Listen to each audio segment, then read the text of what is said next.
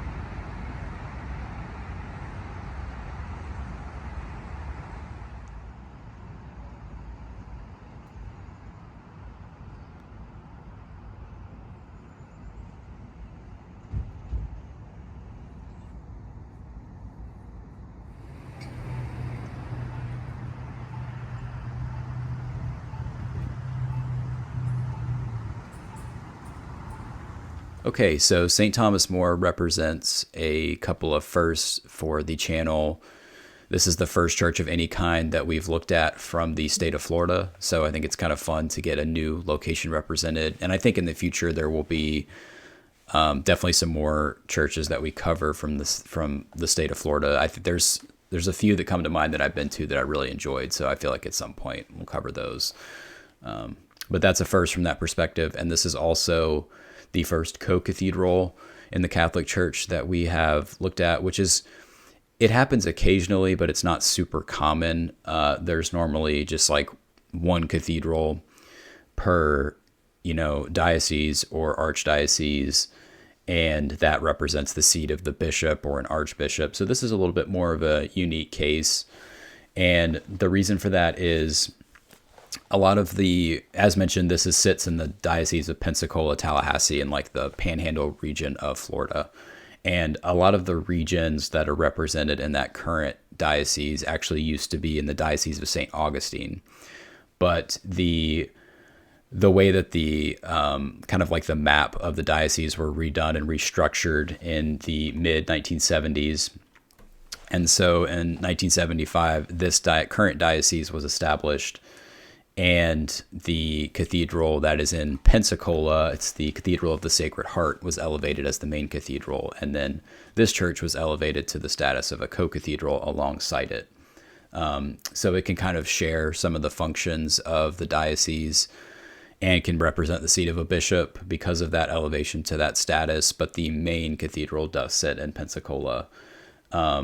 And this diocese sits in the broader metropolitan province of Miami. So that's where the archdiocese and within the state of Florida is, and the archbishop does sit in Miami.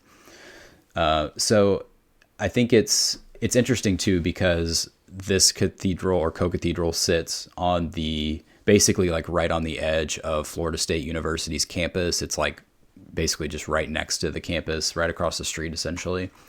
And the history of the church itself is very much linked with FSU, because the original church, like the building, the space was a much smaller parish that was basically used by the student chapter. And then the space was essentially expanded into more of like a student center that was able to provide more kind of amenities and things that the students needed as the population kind of grew within that student chapter. And then ultimately it was determined that just a much larger space was needed. And that's when the design of, this co-cathedral was established.